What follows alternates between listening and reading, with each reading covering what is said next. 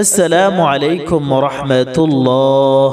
যদি আপনার সন্তান আপনার অবাধ্য হয়, আপনার কথা না শুনে, আপনাকে মানে না, নিজের মন মতো চলে, যা ইচ্ছা তাই করে, কাউকে সম্মান করে না, কাউকে গুরুত্ব দেয় না, অশৃঙ্খল ভাবে চলাফেরা করে, অশৃঙ্খল ছেলে মেয়ের সাথে আড্ডা দেয়, তাহলে আপনার জন্য আজকের এই আমলটি কিভাবে করবেন?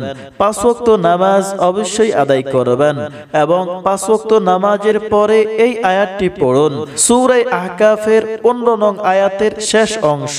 আউযু বিল্লাহি মিনাশ শাইতানির রাজীম ওয়া আসলিহ লি ফি যুররিয়্যতি ইন্নী তুবতু ইলাইকা ওয়া ইন্নী মিনাল মুসলিমিন। এই আয়াতের যখন যুররিয়াতি শব্দ আসবে তখন আপনার সন্তানের দিকে খেয়াল করুন। এভাবে 5 ওয়াক্ত নামাজের পরে এই আমলটি করতে থাকুন, ইনশাআল্লাহ সন্তান ভালো হয়ে যাবে, আপনার আনুগত্যশীল হয়ে যাবে।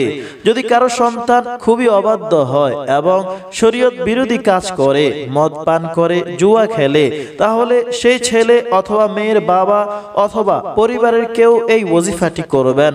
প্রথমে 3 বার দুরূদ শরীফ পড়ুন, অতঃপর 300 বার ওযু অবস্থায় এই বাক্যটি পড়ুন, ইয়া রাউফু ইয়া হাকিমু ইয়া মান্নান।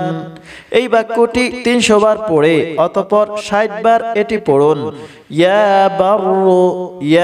বাররু, অতঃপর দোয়া করুন। প্রতিদিন এভাবে আমলটি করুন, ইনশাআল্লাহ সন্তান ভালো হয়ে যাবে।